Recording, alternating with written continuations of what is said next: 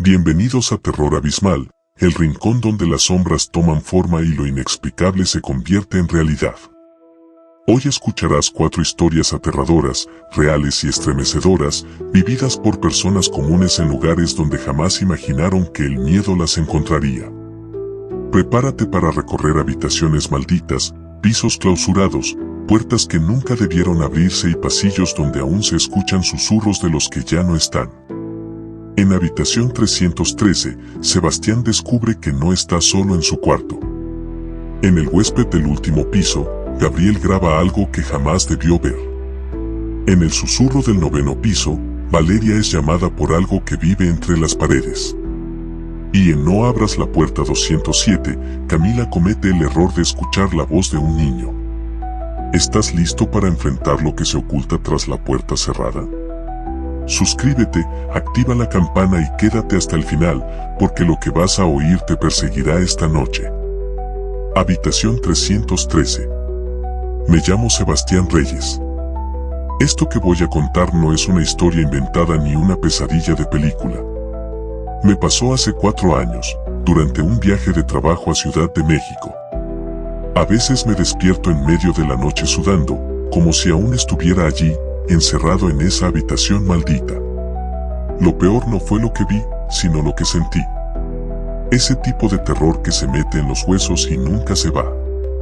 Todo empezó cuando mi empresa me envió a cubrir una convención de diseño en el World Trade Center. Reservaron mi estadía en un hotel antiguo del centro histórico, uno de esos edificios coloniales reformados para turistas, con techos altos, vitrales polvorientos y pasillos alfombrados que crujían con cada paso. El hotel se llamaba Hotel San Ezequiel, y según me dijeron, era famoso por su arquitectura virreinal. Cuando llegué, ya eran pasadas las 9 de la noche. En la recepción había un hombre delgado, de piel cetrina y voz apagada. No me dio buena espina. Me pidió mis datos, los tecleó con lentitud y sin decir más me entregó la llave. Tercer piso, habitación 313, murmuró, sin levantar la mirada. No pensé mucho en el número, pero apenas subí por el ascensor enjaulado, noté algo extraño. A diferencia de los otros pisos, el tercero estaba poco iluminado. El pasillo olía a humedad y el papel tapiz estaba arrancado en partes. Todo el piso parecía abandonado, como si el hotel hubiera dejado de usarlo. Pero lo más inquietante era el silencio. No el tipo de silencio normal de los hoteles. Este era espeso, denso, como si algo allí detuviera el sonido. Llegué a la 313. La puerta estaba vieja, descascarada, y tenía un número metálico oxidado. Al entrar, me recibió una ráfaga de aire helado, a pesar de que era pleno julio y afuera hacía más de 25 grados. La habitación era oscura, con cortinas pesadas que cubrían completamente la ventana. El mobiliario era antiguo, con una cama de madera tallada y un armario que parecía salido de una película de época. Pero lo peor fue el espejo. Colgado frente a la cama, un espejo enorme, con marco de bronce ennegrecido. Apenas me vi reflejado sentí un sobresalto. Durante un instante, juraría que mi reflejo no se movió al mismo tiempo que yo. Pero lo descarté como cansancio. Me duché y me acosté. Cerré los ojos intentando relajarme, pero no podía dormir. Algo me hacía sentir observado. Como si hubiera alguien más en la habitación. Abrí los ojos de golpe y vi, desde la cama, que el espejo parecía emitir una especie de vibración. No luz, algo más sutil. Como una pulsación. Me levanté, encendí todas las luces, pero el espejo seguía allí. Inmóvil. Frío. A medianoche escuché algo. Primero un golpeteo leve. Pensé que venía de la habitación contigua, pero al acercarme a la pared, lo escuché más claro. Era un susurro. No entendía lo que decía, pero lo sentía cerca, como si alguien me hablara al oído. Volví a la cama. Traté de convencerme de que era sugestión. Cerré los ojos y entonces escuché un grito. Un grito de mujer, desgarrador, como si alguien la estuviera torturando. Salté de la cama, encendí el televisor para hacer ruido, pero el sonido no tapaba el lamento. Venía del espejo. Me acerqué temblando, y en ese momento vi algo que todavía me cuesta describir, una figura oscura, alta, de rostro alargado, sin ojos. En lugar de pupilas, tenía dos huecos profundos y un cuello larguísimo, retorcido como si se hubiera colgado. Retrocedí cayendo de espaldas. Cuando parpadeé, ya no estaba. Pero el frío en la habitación se volvió insoportable. Al día siguiente, bajé a recepción decidido a cambiarme de cuarto. El recepcionista ya no era el mismo. Una mujer mayor, de mirada dura, me atendió. No quiero sonar raro, pero ¿ha habido quejas de la habitación 313? Ella me miró fijo, se cruzó de brazos y dijo: esa habitación está cerrada desde hace años. Nadie debería estar hospedado allí. Le mostré mi llave. Su rostro se puso pálido. Espere aquí, dijo, y desapareció por un pasillo. Minutos después volvió con un hombre mayor, el gerente. Me explicó que la 313 había sido clausurada desde el 2008, cuando una mujer llamada Lucía Ortega, turista chilena, se suicidó allí, colgándose frente al espejo. Desde entonces, varios huéspedes reportaron sucesos extraños, visiones, voces, sombras. Uno incluso se tiró por la ventana del segundo piso, jurando que algo lo perseguía. Después de eso, decidieron cerrar el cuarto. ¿Quién me dio la llave entonces?, pregunté, ya sin aliento. Revisaron el registro. Mi reserva aparecía, pero nadie había hecho el check-in esa noche. La firma no era la mía. Era otra, con letra temblorosa, Lucía Ortega. Salí del hotel ese mismo día. Nunca más volví a pisar ese edificio. Pero durante semanas me siguieron pasando cosas raras, espejos empañados sin motivo, susurros al apagar la luz, incluso una vez desperté con marcas en el cuello, como dedos delgados. Años después investigué más sobre el caso. Lucía era una escritora de novelas de terror, obsesionada con lo paranormal. Había viajado por varios países, Chile, Argentina, Colombia, buscando lugares malditos. El San Ezequiel era su última parada. En su blog hablaba de una figura que veía en sus sueños, el del cuello roto, una entidad antigua que se manifestaba en los reflejos. Nadie sabe si lo encontró o si lo liberó. Desde entonces evito los espejos grandes. Duermo con una sábana sobre el mío.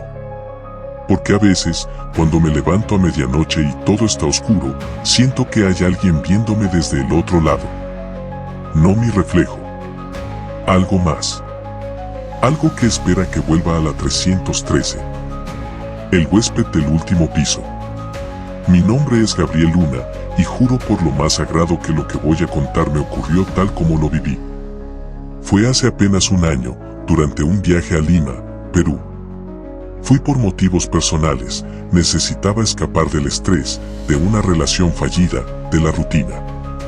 Me hospedé en un hotel céntrico, uno de esos que tienen historia, encanto antiguo, y que aparecen en las recomendaciones turísticas por su estilo colonial. El lugar se llamaba Hotel Belmar, en el distrito de Barranco. Era una casona del siglo XIX transformada en hotel boutique. Paredes blancas con enredaderas, techos altos, suelos de madera que crujían bajo los pies. Desde fuera parecía un lugar tranquilo, pero había algo en su estructura que me hizo sentir incómodo desde que llegué. No sabría decir qué exactamente, tal vez era la forma en que las ventanas parecían demasiado oscuras, como si los cuartos estuvieran vacíos desde hace años. Cuando hice el check-in, el recepcionista, un joven de piel trigueña y acento costeño, fue amable, pero en cuanto vio mi número de habitación, cambió su expresión. Bajó la voz y me dijo: le tocó la 502, señor. Último piso. Hay ascensor, pero, si prefiere podemos cambiarlo por uno más bajo. ¿Por qué?, pregunté, algo sorprendido. Nada grave. Solo, Algunos huéspedes dicen que allá arriba hace más frío. El viento, tal vez. No le di importancia. Acepté la habitación y subí en el ascensor antiguo, con puertas de hierro que rechinaban. Al llegar al quinto piso, el ambiente cambió de golpe. El pasillo era más angosto, el techo más bajo y la iluminación tenue. Había un olor raro, como a madera vieja mezclada con humedad y algo más que no logré identificar, pero que me revolvió el estómago. La habitación 502 estaba al final del pasillo. Tenía una puerta más alta que las otras, con una mirilla antigua, de esas redondas, como ojo de pez. Al entrar, sentí un escalofrío que me recorrió la espalda. La habitación era grande, con una cama de 2 plazas, muebles de época y una ventana que daba a los acantilados del malecón. Desde allí se veía el océano, oscuro y agitado. Pero había algo que me desconcertó, una silla mecedora en un rincón, frente a la cama. De madera tallada, gastada por los años. Y sobre ella, una manta roja, cuidadosamente doblada. Me acerqué, la toqué, y estaba tibia. Esa noche no pude dormir. Me sentía observado. Cada vez que me volteaba hacia la silla, me parecía verla moverse ligeramente, como si alguien acabara de dejar de mecerla. Me convencí de que era el viento que entraba por alguna rendija. Pero a eso de las 3 de la madrugada, escuché el crujido. Venía desde la esquina de la habitación. Abrí los ojos y la vi. La silla se estaba moviendo sola. Despacio. Y lo peor es que la manta roja ya no estaba. Me senté en la cama sin aliento. Encendí la lámpara. El cuarto estaba vacío. Pero no podía ignorar que la manta había desaparecido. El resto de la noche la pasé en vela, escuchando susurros ininteligibles. No sabía si venían del pasillo o del interior de la habitación. Solo sé que no me animé a apagar la luz hasta el amanecer. A la mañana siguiente, bajé a la recepción y pregunté directamente: ¿qué pasó en la habitación 502? El recepcionista me miró un segundo, dudó, y luego me hizo una seña para que lo siguiera a un rincón más apartado.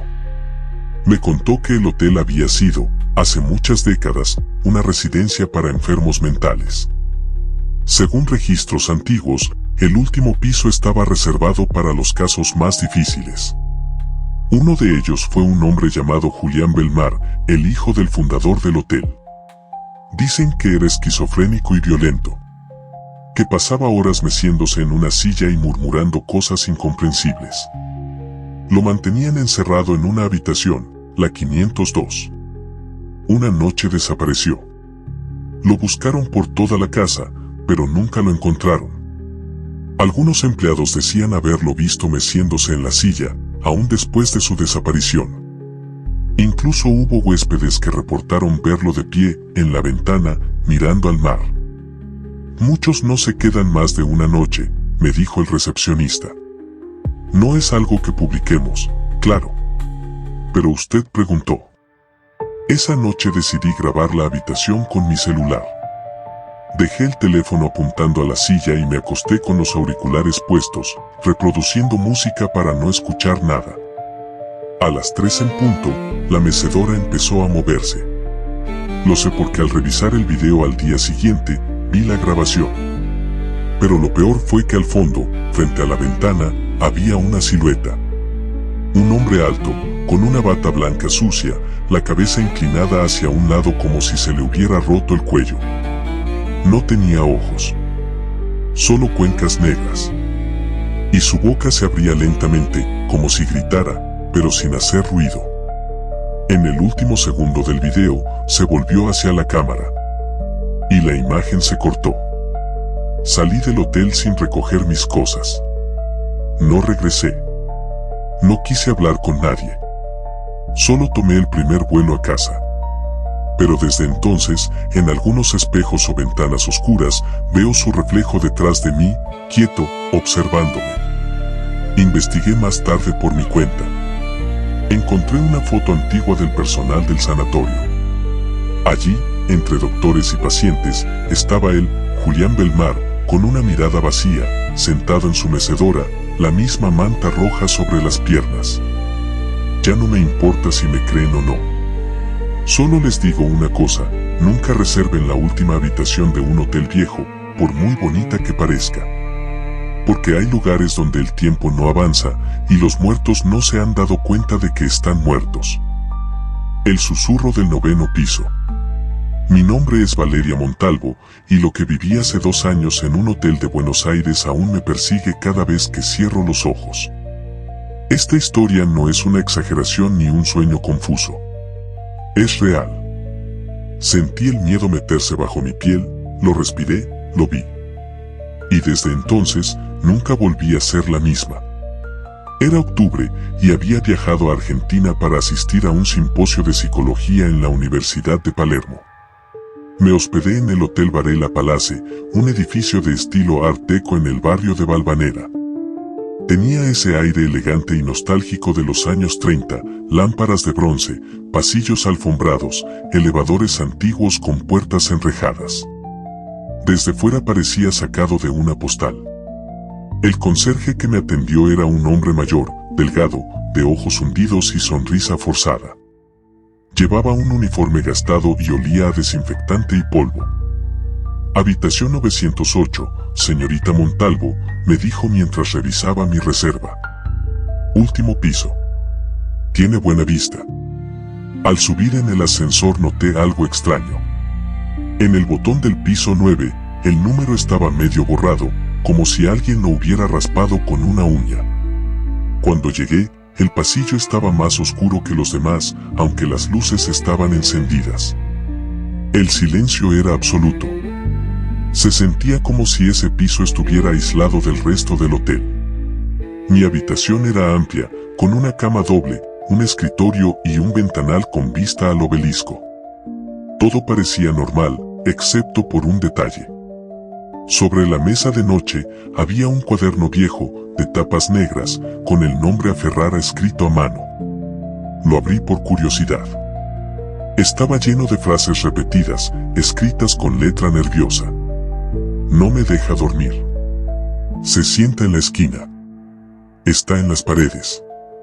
Susurra cuando apago la luz. Me estremecí. Supuse que alguien lo había olvidado, aunque me pareció raro que el personal de limpieza no lo hubiese retirado. Esa noche, luego de una jornada larga de conferencias, llegué agotada. Me duché, cené algo ligero y me acosté. Pero al apagar la lámpara, lo escuché. Un susurro, suave y áspero al mismo tiempo, como si viniera de detrás de las paredes.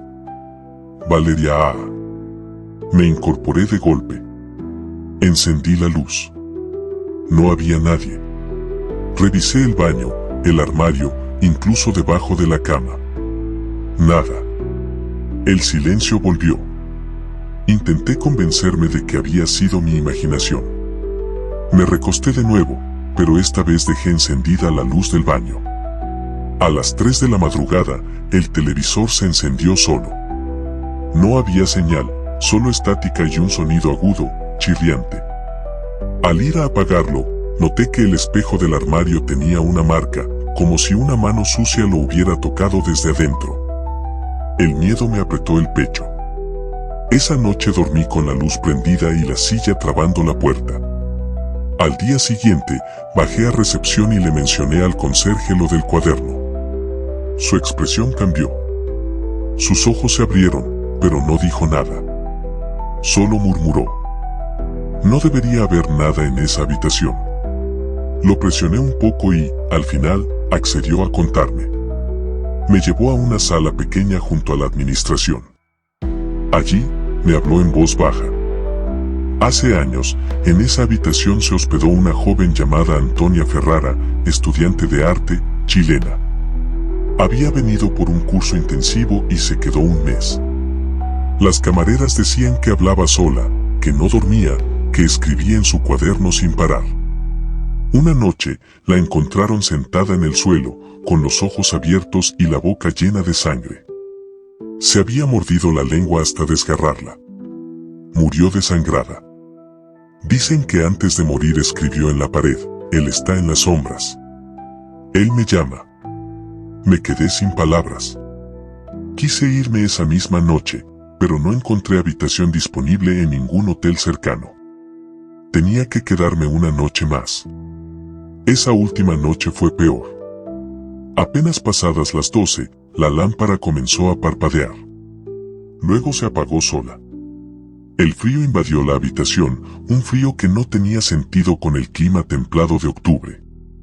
Me envolví en la cobija, temblando. Cerré los ojos, pero no tardé en sentirlo. Un peso sobre el colchón. Como si alguien se sentara en el borde de la cama. Contuve la respiración. Y entonces, escuché de nuevo el susurro, más claro que nunca, justo al lado de mi oído. Valeria, quédate conmigo. Me paralicé. Sentí una mano helada tocar mi brazo. Me levanté de un salto, tropecé y caí al suelo. Desde allí, vi la silueta de alguien sentado en la cama, alto, delgado, con la cabeza ladeada y ojos negros, vacíos. No tenía rostro. Solo un hueco donde debía estar la boca. Corrí hacia la puerta, pero no se abría. Golpeé, grité. Nadie respondía. Detrás de mí, la figura se levantó lentamente. Caminaba con un movimiento irregular, como si tuviera los huesos rotos. Cuando estuvo cerca, me miró, o al menos, eso sentí. Porque no tenía ojos, pero yo sabía que me miraba. La puerta finalmente cedió. Corrí por el pasillo sin mirar atrás. Bajé los 9 pisos por las escaleras. No dormí. No regresé a recoger mis cosas. Al día siguiente, hablé con una periodista local que investigaba fenómenos paranormales. Me dijo que el 9º piso del Hotel Varela Palace había sido clausurado años atrás, pero que lo reabrieron por presión del dueño. Varios huéspedes habían reportado experiencias similares. Todos los casos ocurrían en la habitación 908. El ente que allí habita no tiene nombre oficial, pero los locales lo llaman el que susurra. Dicen que fue un paciente de un antiguo hospital psiquiátrico que existió en ese terreno en 1922. Murió tras semanas de aislamiento total, sin luz, sin voz, sin compañía. Ahora busca que alguien lo escuche. Que alguien se quede. Que no lo deje solo otra vez. A veces, aún despierto sudando, con el eco de su voz en mis oídos. Y cada vez que me hospedo en un hotel, lo primero que hago es revisar que no haya un cuaderno olvidado sobre la mesa de noche. Porque si lo hay, probablemente, ya te eligió. No abras la puerta 207. Mi nombre es Camila Duarte. Tengo 31 años, soy fotógrafa y vivo en Medellín, Colombia. Siempre he disfrutado viajar sola, capturar con mi cámara lugares nuevos, retratar personas desconocidas y alojarme en hoteles antiguos que guardan historias entre sus paredes.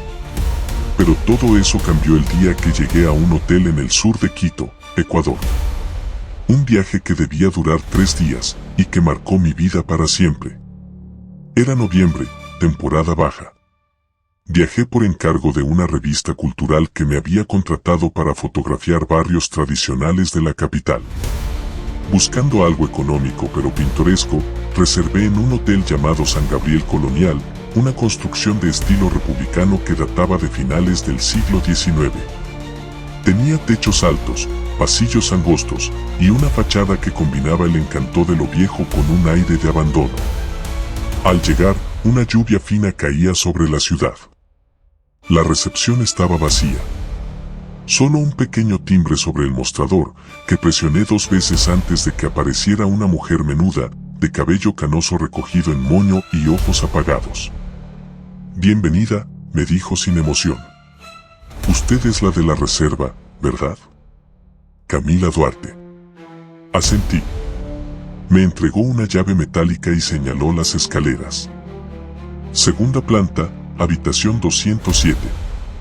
Trate de no hacer mucho ruido en la noche. Aquí todo se escucha. Subí con mi mochila, notando que, salvo un par de luces parpadeantes, el lugar parecía vacío. En el segundo piso, los cuadros colgados en la pared eran retratos antiguos, muchos con las caras veladas por el polvo. Uno de ellos me detuvo, un niño de unos 8 años, con expresión inexpresiva y mirada fija. Su rostro me provocó un escalofrío, pero seguí hasta llegar a mi cuarto. La habitación 207 era pequeña pero acogedora. Una cama individual, una lámpara de mesa, una ventana que daba al patio interior y una puerta adicional, empotrada en la pared lateral, con un cerrojo oxidado. Una puerta cerrada desde el otro lado. La tocaba un cartel pintado a mano, colgado con un clavo torcido, no abrir. Bajo ningún motivo. Me reí nerviosamente. Pensé que quizás era un viejo depósito que habían clausurado. Lo curioso es que en la reserva jamás mencionaron una puerta adicional. El primer día transcurrió sin incidentes. Volví al atardecer con las tarjetas de memoria llenas de fotos. Me duché y me acosté temprano. A eso de las 2 de la madrugada, me despertó un sonido. Un golpeteo suave. Venía desde la puerta cerrada. Pensé que era una cañería o el viento. Pero el golpeteo se hizo más insistente, como si alguien tocara suavemente desde el otro lado. Me acerqué con el corazón acelerado. Pegué la oreja. Silencio. Volví a la cama. Camila. Me congelé. Una voz infantil. Baja. Justo detrás de la puerta. Camila, ¿puedes jugar conmigo? Me levanté de un salto, encendí todas las luces y me puse la chaqueta.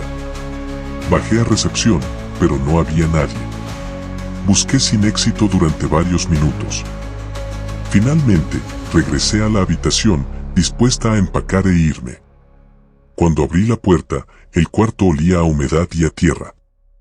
Y la puerta con el cartel ahora tenía marcas de uñas, como si alguien hubiese rascado desesperadamente desde dentro. Esa noche dormí con la lámpara encendida, abrazada a mi cámara. A la mañana siguiente exigí hablar con el encargado. Me atendió un hombre mayor, flaco, con ojeras profundas. Me escuchó con atención y, sin sorprenderse, me dijo: «Usted está en la 207. No es la primera. Esa puerta lleva a un cuarto antiguo que usamos como bodega. Pero antes, hace muchos años, vivía ahí la familia del primer dueño. Tuvieron un hijo, Tomás. Murió a los 9 años, encerrado por accidente durante un incendio. Lo encontraron asfixiado. Aún tenía las uñas desgastadas de tanto rascar la puerta. ¿Y por qué no clausuran ese espacio? Lo intentamos. Pero nadie se queda más de una noche. Algunos lo escuchan llorar. Otros, lo ven. Un huésped saltó por la ventana en 2009, convencido de que el niño lo llamaba desde adentro. Otro, un turista alemán, fue hallado con la puerta abierta y desde entonces quedó mudo. Nadie sabe cómo logró abrirla. Lo que sí es cierto es que Tomás no quiere estar solo. Busca compañía. Me ofrecieron cambiarme de habitación. Acepté sin dudar. Pasé la última noche en la 102. Más tranquila, sí, pero con el sueño fragmentado. Al revisar las fotos de mi cámara a la mañana siguiente, noté algo que me hizo temblar. Una imagen tomada accidentalmente en mi habitación la primera noche. El ángulo estaba torcido, como si la cámara se hubiese encendido sola. En ella, se ve mi cama, y junto a la puerta del fondo, un niño delgado, descalzo, con el rostro cubierto de hollín, mirándome. Su sombra no se reflejaba en el piso. Salí del hotel sin mirar atrás. Desde entonces, cuando visito un nuevo lugar, siempre pregunto si las habitaciones tienen puertas interiores. Y jamás, por ningún motivo, me acerco a ellas. Porque ahora sé que hay entes que no quieren hacerte daño, solo quieren que te quedes con ellos. Para siempre. Si llegaste hasta aquí, tal vez ya no seas el mismo. Dicen que escuchar estas historias abre puertas que deberían permanecer cerradas. ¿Tú también escuchaste ese susurro? ¿Sentiste ese escalofrío en la nuca? Entonces no estás solo. Si te atreves a seguir explorando los rincones más oscuros del miedo, dale like, suscríbete a Terror Abismal y activa la campana. Aquí, cada semana, las sombras cobran voz y el terror se convierte en verdad. Pero cuidado, algunos relatos dejan algo atrás. Nos vemos en el próximo abismo. Si es que puedes dormir hasta entonces.